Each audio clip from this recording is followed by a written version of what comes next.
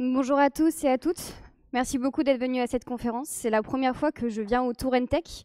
Mais bon, Tour, ça m'est pas, ça m'est plutôt familier parce que j'ai grandi ici, à Montluy-sur-Loire et Saint-Martin-de-Beau, pour ceux qui connaissent plus précisément. Donc, je suis vraiment honorée de pouvoir faire ma conférence là où j'ai grandi finalement. Donc, je me présente pour ceux qui ne me connaîtraient pas, et c'est normal. Je m'appelle Anaïs Moulin, je suis product owner ou business analyst selon les projets depuis déjà plus de 3 ans. Et je me suis lancée dans cette aventure de donner des conférences. Enfin, plus précisément, il y a des personnes qui m'ont poussée, qui m'ont encouragée à me lancer dans cette aventure, dont Yann Schepins, que vous avez ici et que vous avez pu écouter hier, qui m'ont poussée donc à vouloir mettre en lumière un sujet le temps d'une journée, ou du moins ici de 45 minutes. Alors on m'a aussi précisé, et heureusement, que je n'étais pas forcée de faire un sujet technique, parce que c'est vraiment pas mon fort, donc heureusement pour vous, je peux faire autre chose. Mais il fallait que je trouve un sujet qui me tienne à cœur, mais qui parlerait quand même à la majorité d'entre vous. J'ai finalement trouvé assez vite. Alors que vous soyez ici par hasard ou bien que vous l'ayez compris à travers mon titre, aujourd'hui nous allons parler de la discrimination positive. Mais avant cela, et pour mieux comprendre pourquoi je vous parle de ce sujet aujourd'hui, j'aimerais vous éclairer sur 2 points à mon sujet.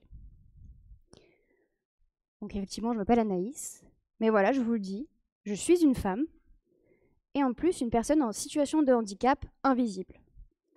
Alors ce ne sont pas ces 2 caractéristiques qui me décrivent le mieux. Si vous demandez à mes collègues ou ma famille, ils vous diront que je suis surtout drôle, intelligente et humble, mais c'était quand même assez important pour la suite que je vous donne ces 2 caractéristiques. Ce qu'il faut aussi savoir, c'est que lors de mes études en école d'ingénieur, de mes recherches de stage ou encore aujourd'hui, j'ai été témoin et victime de la discrimination positive et de ses conséquences. Par le titre de cette conférence, je vous en ai déjà témoigné une première fois. On a 34% de femmes. Venez chez nous, on fait des trucs pour vous.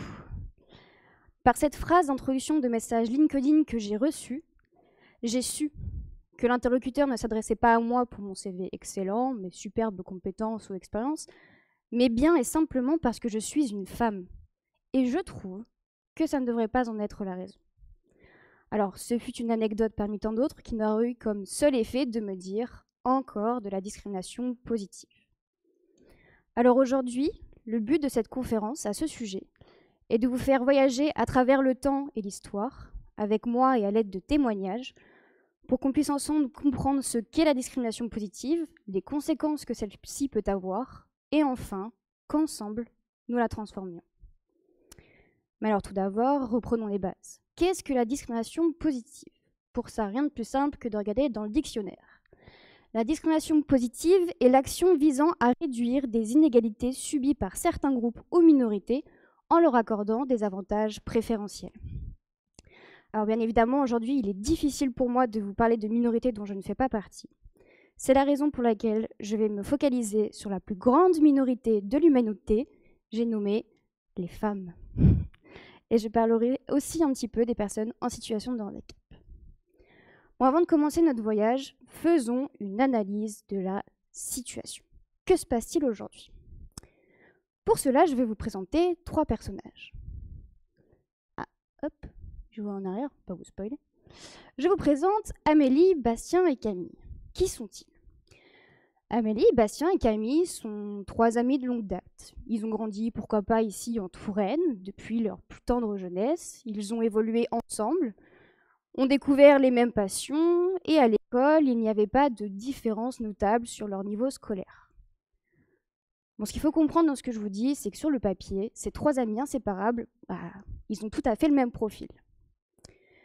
Et ils vivaient leur vie paisiblement quand, tout d'un coup, un événement arriva et les marqua. Ils ont alors pris conscience de quelque chose qu'ils vivaient depuis des années, un non-dit qui avait été passé sous silence tout ce temps. Mais alors, que s'est-il passé? Eh bien, un jour, lors de leurs études supérieures, Amélie, Bastien et Camille ont dû réaliser une colle. Alors une colle, pour ceux qui n'en auraient jamais fait, eh bien prenons un exemple. On va dire qu'ils sont tous les 3 en école d'ingénieur et qu'ils font une colle de mathématiques. Vous prenez 3 élèves, Ils ont chacun les mêmes énoncés, 5 exercices mathématiques, chacun leur tableau, et en 1 heure, tous les exercices doivent être plus ou moins faits selon s'ils ont réussi ou non. Et pour les surveiller, un professeur. Bon, ils sont chacun sur leur tableau, le professeur leur vient en aide s'ils ont une question ou qu'ils sont bloqués. Et à la fin de l'heure, les notes tombent. Amélie a eu 13, Bastien 12 et Camille 14. C'est des très bonnes notes en prépa à ce moment-là en école d'ingénieur, je préfère le spécifier. Naturellement, comme chacun d'entre nous, ils finissent fondamentalement par échanger. Moi, sur tel exercice, j'ai galéré. Quel théorème as-tu utilisé? Est-ce que tu aurais des petits conseils à me donner? Et ils échangent sur ce qu'ils viennent de faire pour les 5 exercices. Et ils se rendent compte qu'objectivement, Amélie et Camille ont réussi seulement les 2 premiers exercices sur 5 et Bastien les 3 premiers sur 5. Pourtant, on est bien d'accord, c'est pas Bastien qui a eu la meilleure note, bien au contraire.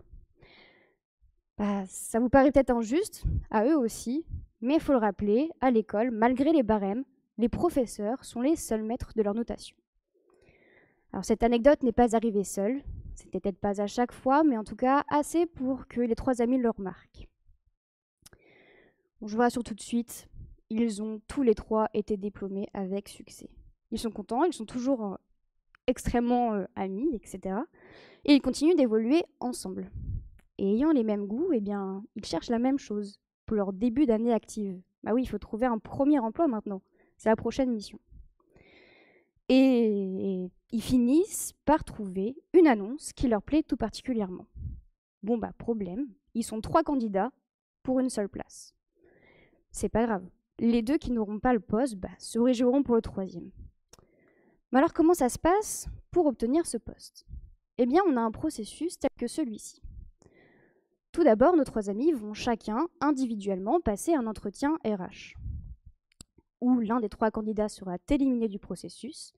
Il n'en restera donc que 2 qui passeront un entretien technique, et à la fin, il n'en restera qu'un qui obtiendra le poste.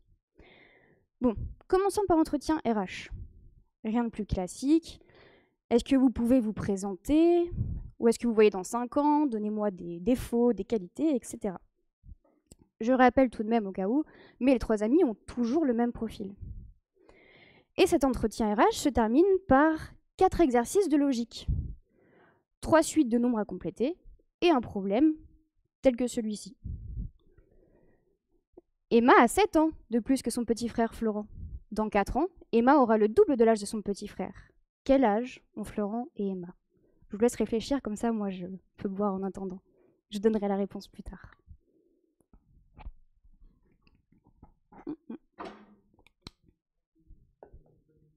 Faut pas spoiler, faut pas aider les autres.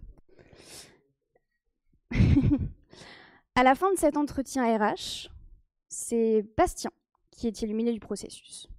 Donc continuons celui-ci avec les 2 amis, Amélie et Camille. Passons à l'entretien technique.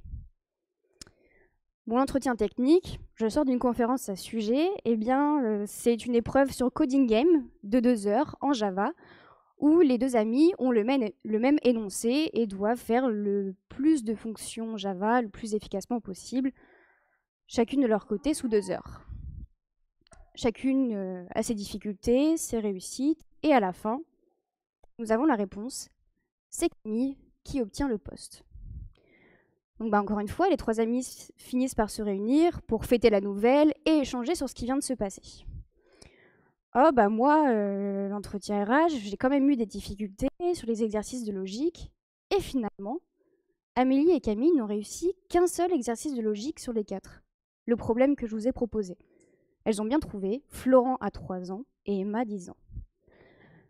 Bastien, quant à lui, tout à fait réussi les 4 exercices de logique, et en 5 minutes en plus, sans vraiment de difficulté.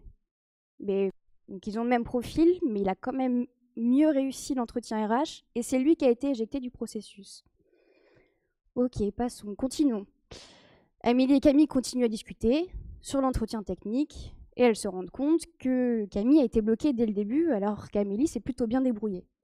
Pourtant, on l'a vu, c'est Camille qui a obtenu le poste. Mais alors, quel est le point commun entre ces 2 anecdotes? comment se fait-il que ce soit Camille qui ait obtenu le poste? Eh bien, c'est le sujet de cette conférence. Ça tient en 2 mots. C'est la discrimination positive. Vous l'aurez peut-être remarqué ou compris, mais Amélie et Camille sont des femmes, Bastien est un homme, et qui plus est, Camille est une femme en situation de handicap. Alors c'est une réalité frustrante, ils échangent, il y a quand même un sentiment d'injustice qui se crée. Chez Camille, ça va venir développer un syndrome de l'imposteur, elle va finir par se demander « est-ce que j'ai été prise pour mes compétences ou pour mes caractéristiques ?» Ça reste un flou, ça crée ce doute. Nous avons fait le tour de notre analyse de la situation. Mais cette discrimination positive, dont nous venons d'être témoins, d'où vient-elle? Quels sont ses objectifs et ses formes? C'est quand même là pour une bonne raison à l'origine.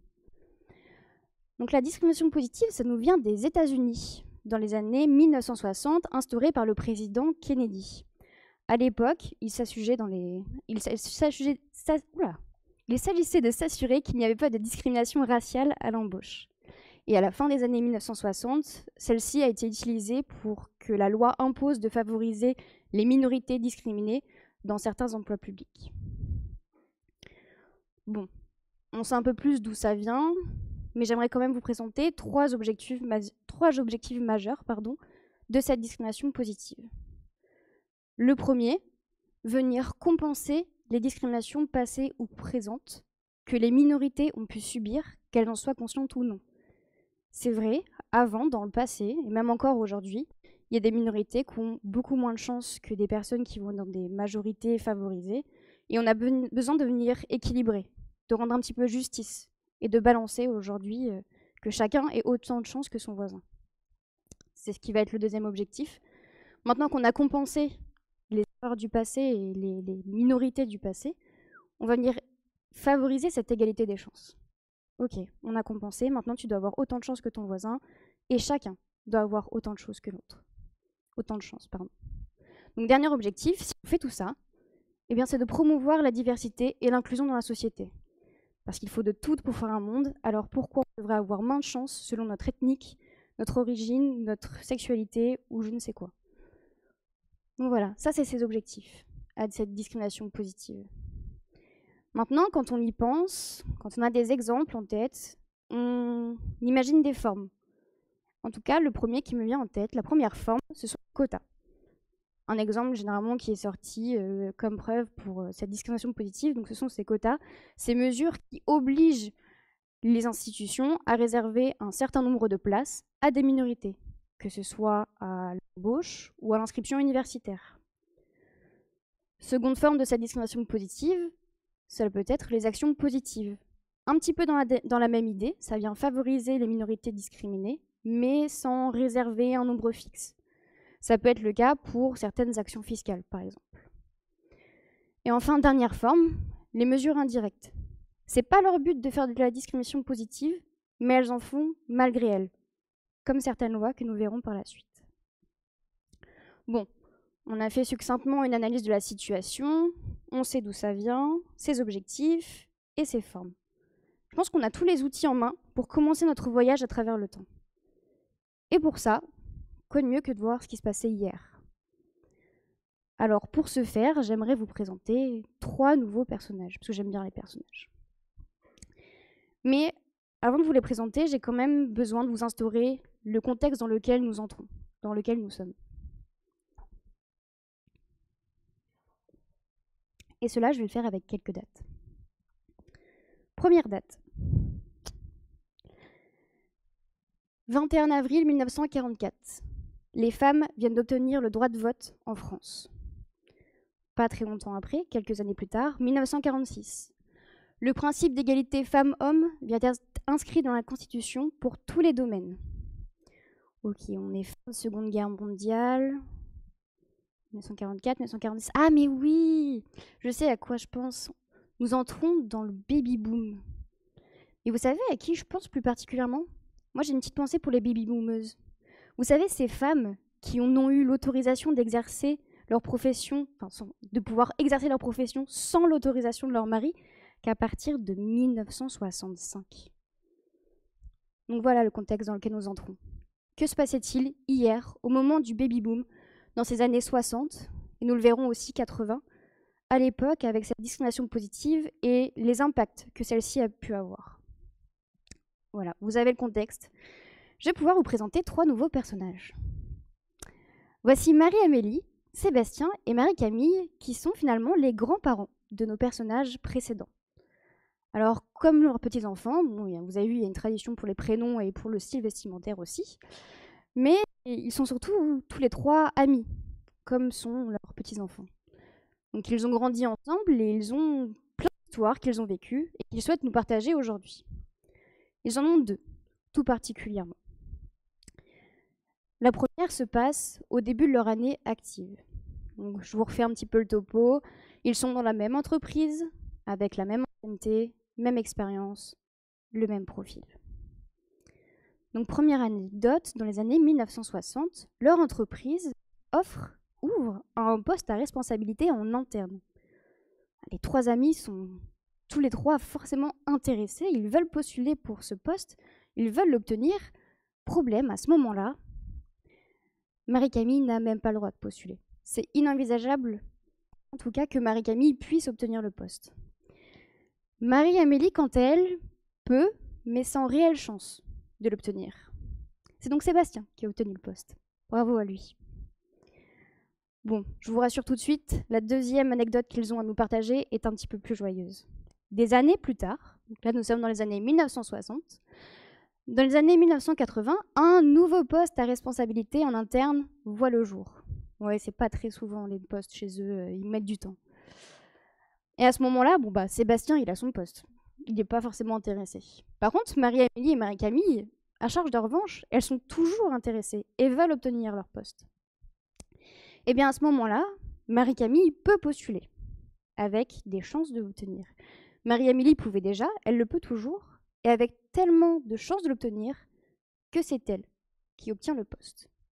C'est pas grave, Marie-Camille, la prochaine, ce sera pour toi, j'en suis sûre. Mais alors, que s'est-il passé entre ces 2 histoires, ces 2 anecdotes? On l'a vu dans les années 1960, c'était inenvisageable que Marie-Camille puisse l'avoir, mais Marie-Amélie pouvait, mais pas vraiment.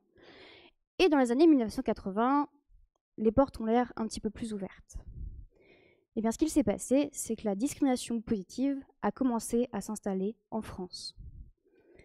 Avec, entre autres, par exemple, ici, 2 lois. Avec le lac, c'est moins joli. La première que je viens vous montrer, c'est celle du 13 juillet 1983, la loi dite Roudy. Cette loi oblige les entreprises à produire un rapport annuel de la situation comparée des hommes et des femmes en matière d'emploi et de formation. Donc elles doivent fournir ce rapport, et en plus elles ont la faculté, ce n'est pas obligatoire, de fournir un plan d'égalité avec des actions qui vont venir mettre des mesures de rattrapage en faveur des femmes. Donc c'est quelque chose de facultatif, mais à savoir que si elles montraient des plans d'action exemplaires, elles pouvaient bénéficier d'une aide financière. La deuxième loi, celle du 10 juillet 1987, c'est celle de la loi handicap, qui impose tout simplement aux entreprises de plus de 20 salariés d'employer au moins 6% de travailleurs handicapés. Ce qu'il faut retenir de tout ce que je vous explique maintenant, en tout cas sur le passé, c'est que les droits envers les femmes, les personnes en situation de handicap, arrivaient petit à petit. Mais les droits seuls ne suffisaient pas à pousser les mentalités à changer et à pousser les entreprises à prendre de nouvelles mesures. La discrimination positive était nécessaire, était une aide extérieure qui a poussé ces changements et ces évolutions et ces situations à évoluer. Bon, nous avons fait un bon tour dans le passé, mais aujourd'hui, qu'est-ce qui se passe ? Alors, pour vous parler d'aujourd'hui, je vais faire une liste plus ou moins exhaustive des différents avantages et inconvénients que la discrimination positive a de nos jours. En commençant par les avantages. Alors, je vais les faire sous 3 grands axes. Le premier, ce sera l'augmentation de la représentation des femmes dans certains domaines, la lutte contre les stéréotypes sexistes avec le changement des mentalités, et l'inspiration pour les générations d'après avec l'encouragement de l'entrepreneuriat féminin. Donc, je vais vous présenter pas mal de chiffres qui sont tous tirés de l'INSEE et je vais essayer de faire au mieux. Premier chiffre, on a l'augmentation de la représentation des femmes dans l'enseignement supérieur. Donc ici, ce que vous voyez, c'est le pourcentage de femmes parmi les étudiants inscrits à l'université. Ce qu'il faut surtout voir et retenir, c'est qu'en 1914, elles étaient largement minoritaires parmi les étudiants inscrits.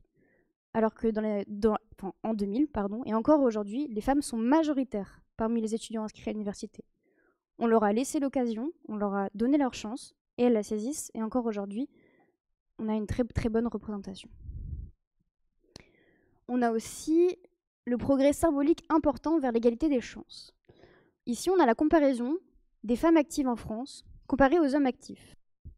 Je vous ai mis un petit peu la différence pour voir l'évolution. Ce qu'il faut voir, c'est qu'en 1975, on avait 4 800 000 hommes de plus actifs en France que de femmes. L'écart s'est largement réduit à une quasi-égalité en 2022, où nous n'avons plus que 600 000 personnes de différence d'actifs de plus chez les hommes que chez les femmes. Autre chiffre qui ressort beaucoup dans ce genre de sujet, c'est la réduction des écarts de rémunération entre les femmes et les hommes, ici sur le secteur privé, à poste non équivalent. Bon, on est bien d'accord, il y a encore du chemin à faire. Ça va dans le bon sens, mais il y a encore 24,5% d'écart en 2020. Mais au moins, on voit une nette amélioration, tout de même. Ah, j'aime bien ce chiffre. La répartition du taux de chômage entre les femmes et les hommes. En 1975, on a une différence de 2,3% de femmes qui sont plus au chômage que les hommes. Et on a une nette diminution de 0,4% d'écart, mais il y a plus de chômage. Donc il y a plus de chômage, mais au moins on en a quasiment autant que vous. Donc c'est une égalité, c'est un mal pour un bien. Il faut peut-être le voir comme ça. Autre chiffre, l'encouragement des femmes à explorer des carrières dites masculines. Alors avant de passer sur celui-ci, c'est vrai qu'il y a des métiers, des domaines, que ce soit dans les livres, dans les séries ou dans les films, qui vont être représentés plus par des hommes que des femmes. Par exemple, les sapeurs-pompiers.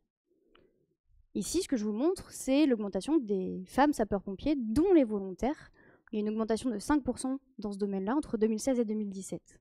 C'est vrai que même si aujourd'hui ça change, il y a beaucoup de séries que je regarde, 911 ou autres, où il y a de plus en plus de femmes qui sont représentées en sapeurs-pompiers. Mais des domaines comme ça, dites masculins, qu'on voit en représentation, c'est aussi les policiers, les personnes dans le BTP, tout ce qui va être un petit peu rapport de force, aussi l'armée ou autre. Et donc ce sont ces domaines qu'on avait dit masculins, qui ne laissaient pas leur occasion aux femmes d'entrer et d'être représentées, et qui changent aujourd'hui. Ici, sur les sapeurs-pompiers, il y a un film que j'aimerais vous inciter à voir, si jamais vous ne le connaissez pas, qui s'appelle Vaillante. Je vous fais un peu le synopsis pour vous le vendre. C'est l'histoire qui est sorti en 2022, pardon. C'est l'histoire d'une jeune femme qui s'appelle Georgia Nolan. Depuis qu'elle est petite, elle rêve d'être pompier comme son père. Seulement problème, à ce moment-là, à New York en 1932, les femmes n'ont même pas le droit d'exercer cette profession. Quand je vous dis que les portes elles étaient fermées, c'était bien le cas. Bon, après, on parle de New York, mais en France, on n'est pas forcément meilleur élève. C'est seulement depuis le décret du 25 octobre 1976, donc qui est l'âge de ma maman, qui fait que les femmes ont le droit d'être dans le corps des sapeurs-pompiers, dont les volontaires. Et d'ailleurs, je suis fière de dire que ma mère est l'une des rares femmes sapeurs-pompiers de la région Centre-Val de Loire. Donc c'est bien un métier d'homme, mais elle est là. Et elle est bien seule. Donc un autre métier que je vous ai énoncé qui est forcément très masculin, je l'ai dit, je me suis un petit peu spoilée, mais c'est le secteur du bâtiment. C'est vrai que pareil, sur les chantiers, on imagine toujours un homme avec son casque de sécurité, son gilet jaune ou orange sur le chantier, mais si vous regardez des films ou des séries, c'est pas forcément représenté par des femmes. Et bien pourtant, ce secteur se féminise. Alors certes, peut-être, donc là on a une augmentation de 8,6% dans les années 2000 et de 12,3% en 2020, mais c'est pas forcément dans des postes qu'on va imaginer. Les femmes viennent dans le secteur du bâtiment plutôt plus pour des postes de chef de projet, de gestion, de communication, mais au moins on leur laisse la porte d'entrée. Aussi dans le domaine par exemple de l'automobile. On va tendance à mettre les femmes plutôt dans les postes de communication et certains hommes vont avoir du mal à échanger avec elles et à se dire mais vous savez pas de quoi vous parlez, vous êtes une femme, vous ne connaissez pas l'automobile. Alors en fait si. Et cette augmentation de laisser des femmes entrer dans ces différents domaines dits masculins, Ça permet de représenter et de voir que c'est possible. Même là, je sais que moi, en tout cas, à Mont-Louis-sur-Loire, il y avait de plus en plus d'amis à moi qui rentraient dans le corps des sapeurs-pompiers, même les volontaires, et ça permet juste de représenter et de dire que c'est possible, et qu'une femme est totalement compétente pour entrer dans ces carrières dites masculines. Donc un autre avantage, l'encouragement de l'entrepreneuriat féminin. Ce que je vous montre ici, c'est l'augmentation des femmes créant et dirigeant des entreprises en France, qui a augmenté de 25,3% en 2018 et de 33,5% en 2022. Alors c'est majoritairement dans le domaine du textile. Si je prenais comme élève le domaine de la tech, ce ne serait pas forcément une bonne représentation, mais au moins ça va dans le bon sens. Il y en a de plus en plus, mais on reste largement minoritaire, par exemple dans le domaine de la tech. Et ces personnes, ces femmes qui créent et qui dirigent, qui créent et qui dirigent des entreprises, encore une fois, ça fait de la représentation. Et ça inspire les jeunes filles. Moi, entre autres, aujourd'hui, je vais vous parler d'une femme de ma génération qui m'inspire tout particulièrement, que vous avez peut-être déjà vue, qui est Léna Situation. Alors pour la génération Z, si j'utilise un peu les termes, c'est vraiment une figure d'inspiration pour les autres. Pour ceux qui la connaîtraient pas, donc elle s'appelle Léna Mafouf, c'est une influenceuse, mais c'est surtout une auto-entrepreneuse qui a sa propre marque. Et en fait, elle vient d'une famille plutôt modeste, mais qui reste son père qui travaille dans l'art, sa mère qui travaille dans la mode, et qui, lors de ses études, est jusqu'à cumuler 3 ou 4 petits boulots, extrêmement tard, extrêmement tôt, pour pouvoir réaliser ses projets et ses rêves. Aujourd'hui, elle a réussi, ça marche extrêmement bien, et en fait, elle vient aider, elle vient inspirer, elle vient soutenir toute personne qui souhaiterait créer et diriger son entreprise. Donc voilà, ça fait partie, en tout cas, moi, des personnes qui m'inspirent le plus pour ce que je fais, entre autres, aujourd'hui. Revenons sur les personnes en France qui créent et qui dirigent des entreprises. J'aimerais décerner des prix. En fait, je vais vous donner un top 5 des prénoms des femmes et des hommes qui créent et qui dirigent des entreprises en 2022. Ce sont les prénoms qui sont plus ressortis. Donc si votre prénom est dans cette liste, vous êtes fait pour ça. Donc j'aimerais féliciter en top 5 Isabelle, puis Marie, Stéphanie, Sophie et Nathalie. Vous êtes faites pour créer et diriger des entreprises. Et messieurs, j'aimerais féliciter les Nicolas, Mohamed, David, Julien et Christophe. Pareil, vous attendez quoi? Voilà, c'était la dernière petite note positive, mais malheureusement, comme toute chose, il y a le revers de la médaille et la discrimination positive, je pourrais la remettre après, a aussi ses inconvénients. Ça va être un petit peu plus court, mais tout aussi impactant. Les inconvénients, ça va être 4 axes. Ça va être le sentiment d'injustice et de stigmatisation, des choses qu'on a pu voir à travers nos anecdotes. Le syndrome de l'imposteur, qu'on a eu l'occasion d'entendre dans plusieurs conférences. Le renforcement des stéréotypes de genre. Et enfin, je reviendrai un petit peu sur la mise en place des quotas. Le sentiment d'injustice et de stigmatisation. Alors, qu'est-ce que c'est? Comment le ressentir? Eh bien, si je parle un petit peu d'expérience personnelle ou même de ce que j'ai pu apercevoir, ça va être par exemple certains hommes qui vont avoir du mal à travailler avec des femmes parce qu'ils ont l'impression qu'elles ont eu un traitement de faveur avec cette discrimination positive. Et ça va venir chez ces femmes créer une mauvaise perception d'elles-mêmes. Est-ce que j'ai vraiment eu besoin d'un traitement de faveur pour être là ou est-ce que je mérite ma place? Et elles vont avoir l'impression d'être moins compétentes que leur homologue masculin. Suite logique, syndrome de l'imposteur. Alors qu'est-ce que c'est? Eh bien, c'est cette fameuse question du mérite. Par exemple, c'est aujourd'hui, je m'appelle Anaïs, j'ai 25 ans, qu'est-ce que je fais devant vous à vous parler de la discrimination positive? Qui suis-je? J'ai, pour certains peut-être qui pensent que je n'ai aucune expérience dans le domaine, que je n'ai pas forcément vécu des choses. En fait, moi, c'est cette question-là. Je me suis posée déjà ce matin encore. Je vais donner une conférence pour la 3e fois sur la discrimination positive. Qui suis-je? Est-ce que je mérite ma place? Est-ce que je mérite d'être conférencière? Comme on a vu dans l'analyse de la situation, ça va être aussi l'exemple de Camille, qui va se poser cette question de savoir est-ce que je suis réellement compétente? Est-ce que je mérite ma place? Ou est-ce que j'ai bénéficié de discrimination positive? Donc voilà, un des inconvénients de celle-ci, ça va être par exemple d'aider à développer ce syndrome. À savoir que selon l'université de Stanford, 70% des femmes dans le monde sont victimes du syndrome de l'imposteur. Autre inconvénient, eh bien, quand on vient un petit peu créer de la frustration, ça va être la meilleure manière de venir mettre le doigt sur des différences, de vieilles idées, de vieux stéréotypes, comme par exemple ici, l'opinion sur le modèle de la femme au foyer.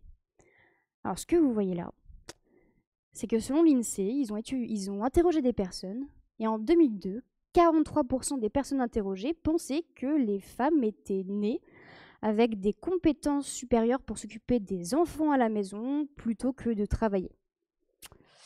Bon, je suis quand même rassurée, hein, ça a diminué à 22% en 2014, mais j'espère juste qu'aujourd'hui, en 2025, on n'en parle plus.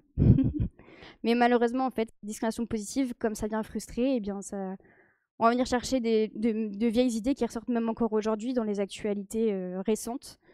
De venir sortir de vieilles idées. Je pense à Nathan qui a fait sa conférence ce matin avec Mark Zuckerberg, qui disait que ça manquait d'hommes maintenant dans nos domaines, de virilité pour pouvoir réussir.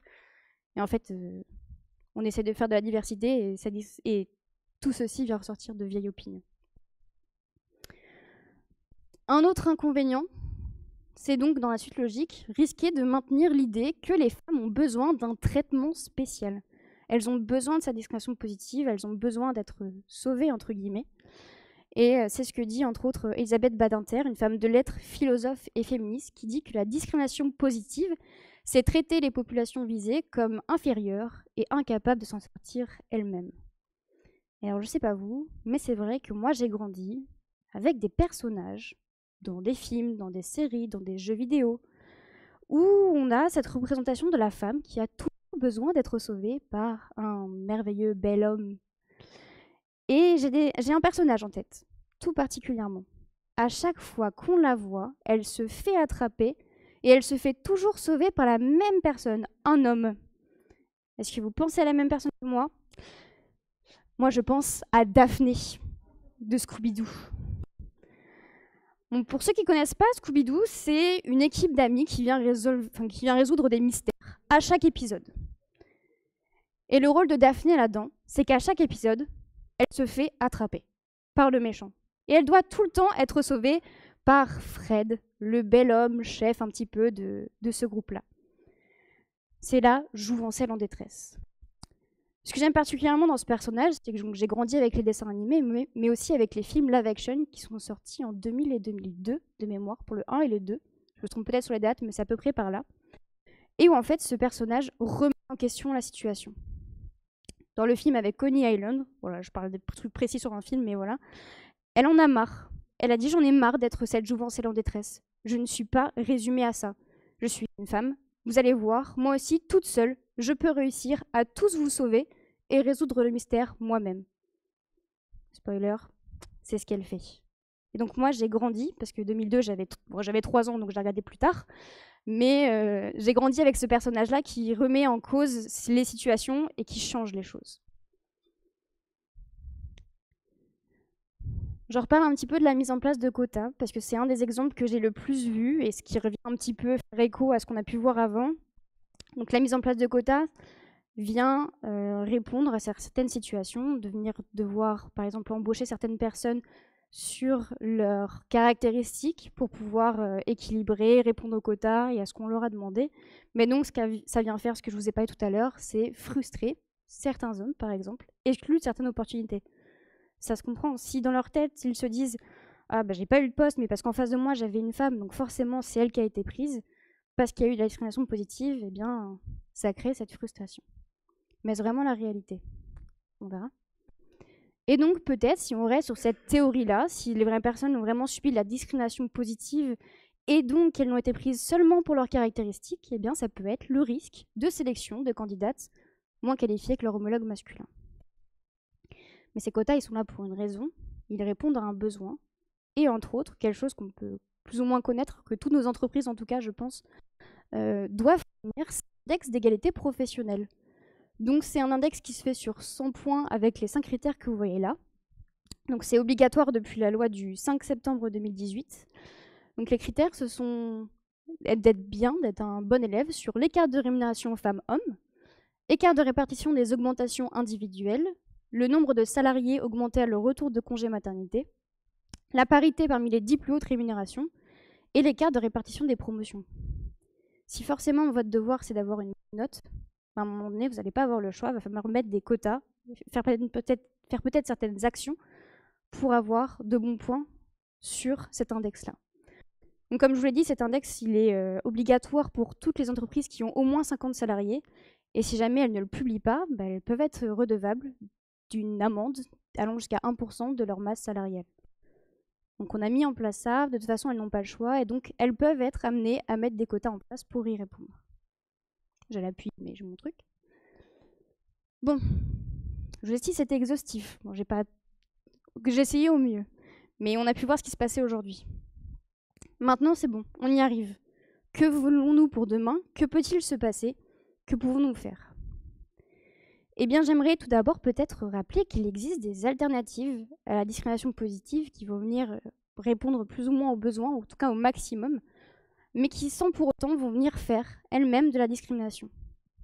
Comme par exemple faire de l'éducation ou de la sensibilisation, qui vont venir informer les individus sur les inégalités et les préjugés, ou alors la lutte contre les préjugés, comme son nom l'indique, qui va venir aider à changer les attitudes et les comportements des individus.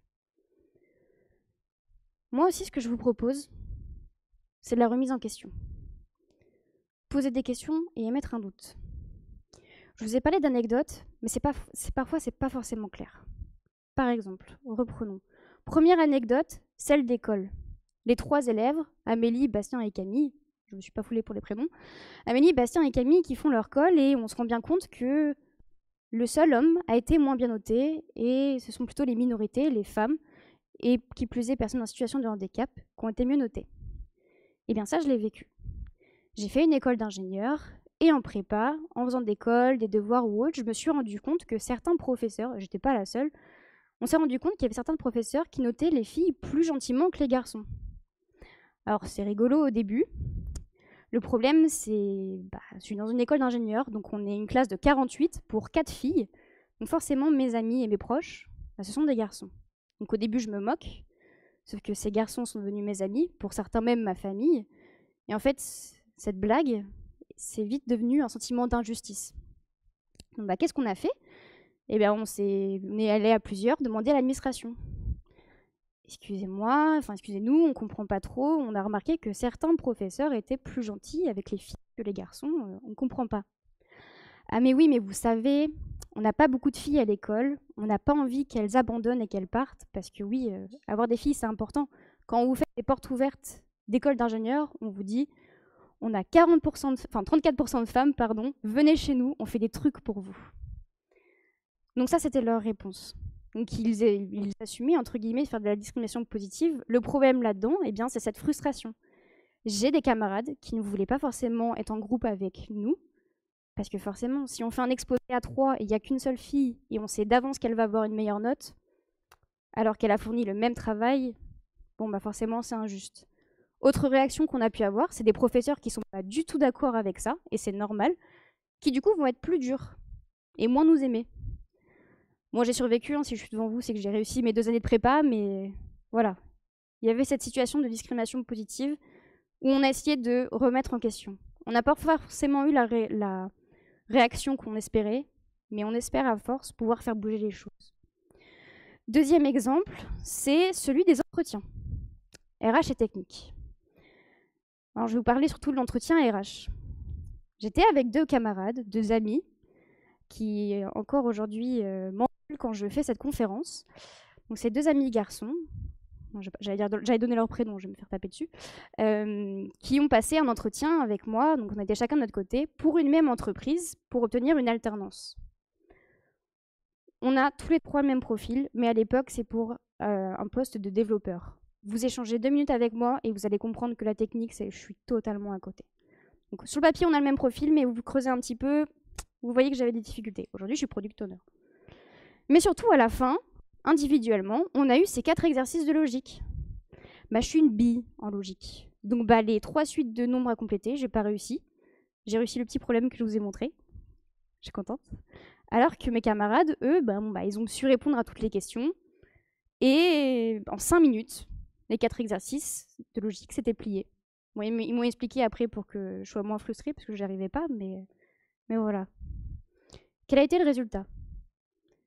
Devinez, sur mes 2 amis garçons et moi, qui a été pris pour l'alternance? C'est moi. Bon, j'y suis pas forcément allée parce que j'avais trouvé une meilleure alternance à OnePoint, chez qui je suis encore aujourd'hui. Le problème dans tout ça, c'est que c'est pas clair. Personne m'a dit, on t'a pris, on veut te garder parce que tu es une femme. Donc j'ai voulu éclaircir la situation. J'ai envoyé un mail. 13 avril 2021. Bonjour, je vous remercie pour l'attention accordée à mon profil, cependant j'ai déjà trouvé une alternance qui me convient. De plus, j'aurais voulu savoir sous quels critères les profils étaient sélectionnés. J'ai réussi un test de logique sur 4, comparé à mes camarades qui les ont tous réussis. Nous avons les mêmes profils, je souhaitais donc comprendre ce qui a pu faire la différence. Cela me serait très utile pour la suite de mon parcours. Réponse obtenue. Bonjour. Pour répondre à vos interrogations, l'entretien reste prépondérant dans notre processus de sélection. Les tests ne sont utilisés que s'il y a doute suite à un entretien. Avec ces éléments-là, je ne suis pas forcément sûre que c'est la discrimination positive. Ça se trouve, j'ai été pris pour mes compétences.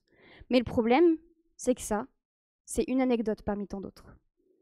Et en fait, il y en a eu tellement que, à force, et encore aujourd'hui, ça va, c'est mes proches, donc on en rigole, à chaque fois, à chaque opportunité où vous pouvez être sûr que j'ai obtenu ce que je souhaitais et pas forcément eux, à chaque fois, c'est « Ah, mais c'est parce que t'es une femme ».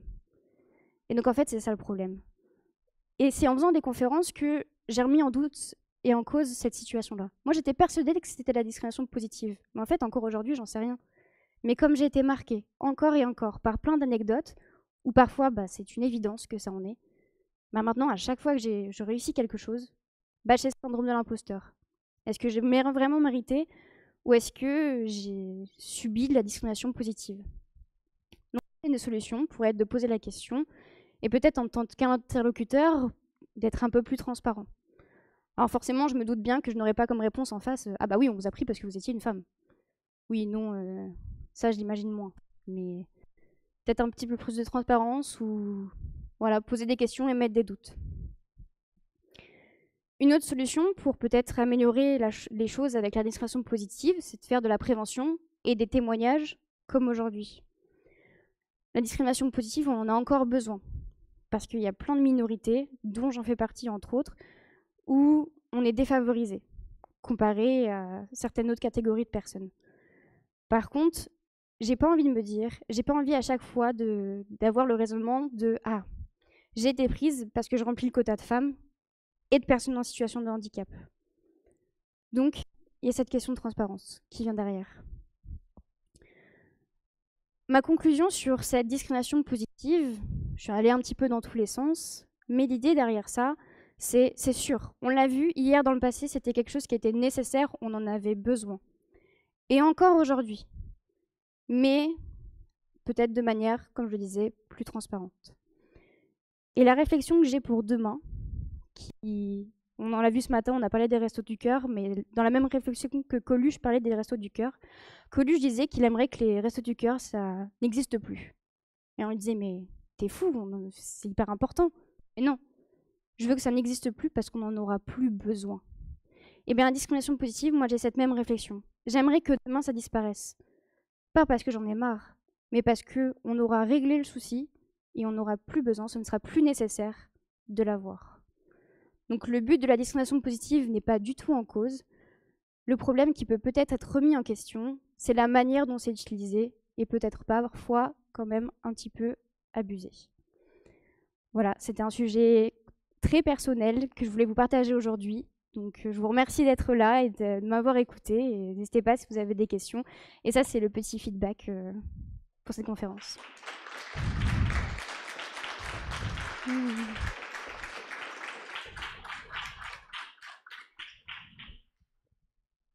N'hésitez pas à parler fort quand vous posez vos questions. Vas-y.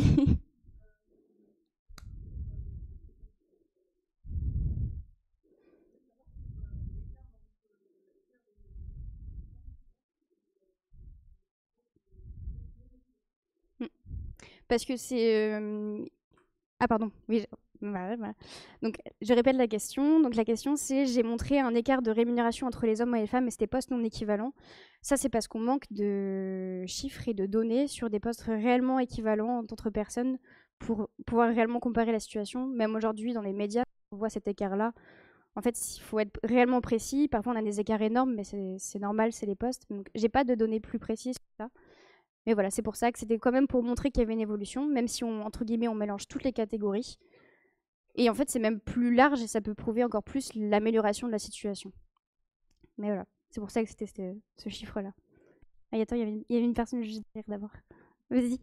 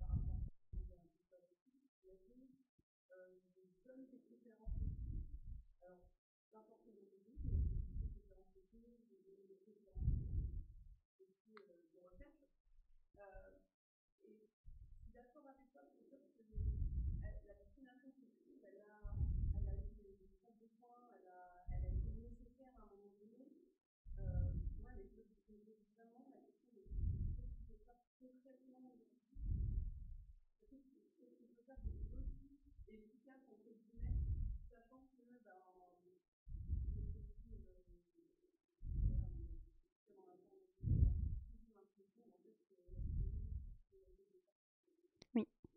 Alors, je vais pas tout répéter, mais qu'est-ce qu'on peut faire d'autre qui peut être même parfois, enfin, autant ou plus efficace que la discrimination positive? Je l'ai bien résumé? Ok. Le problème de la discrimination positive, c'est qu'elle est là parce que, par exemple, on n'a pas assez de femmes. Donc c'est ça le besoin à la base. Il n'y a pas assez de femmes, ils ont besoin, par exemple, de répondre à des quotas. Donc on va faire de la discrimination positive pour en embaucher plus. Une des solutions, et il y a plein d'associations qui le font déjà, c'est d'aller chercher le problème dès le début.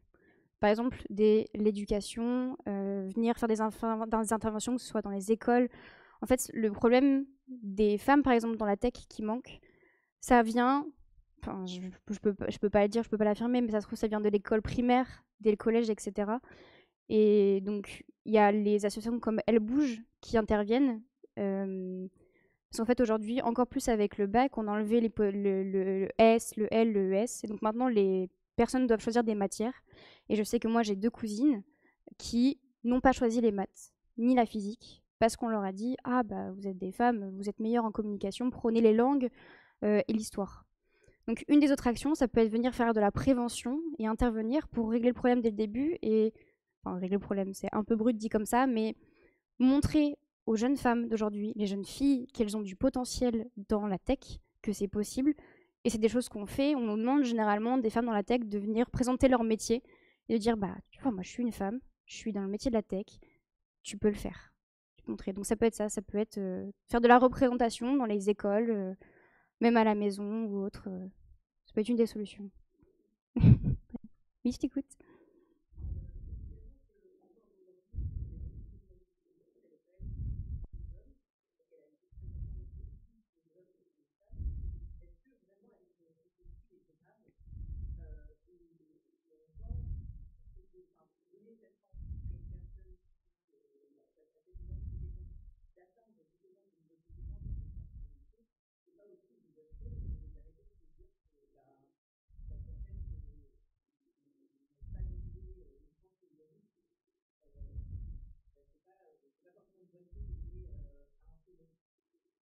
Ok.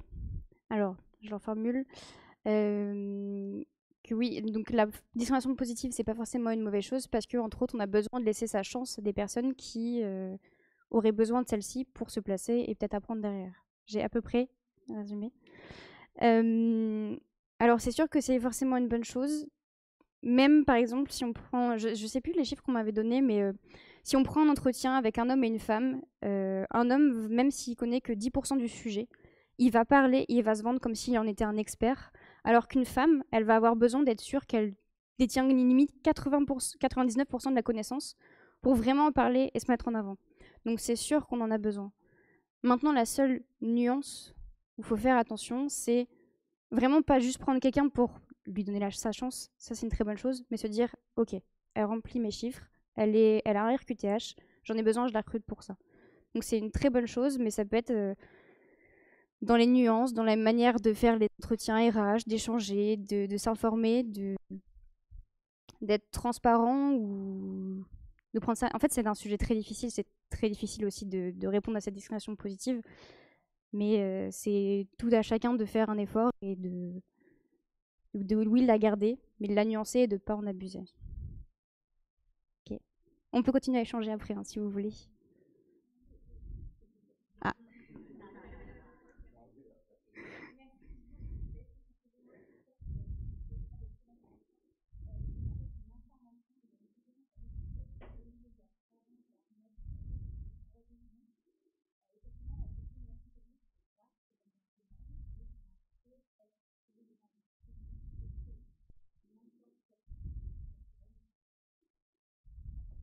Ouais. Après, il faut avoir le courage derrière de se mettre contre.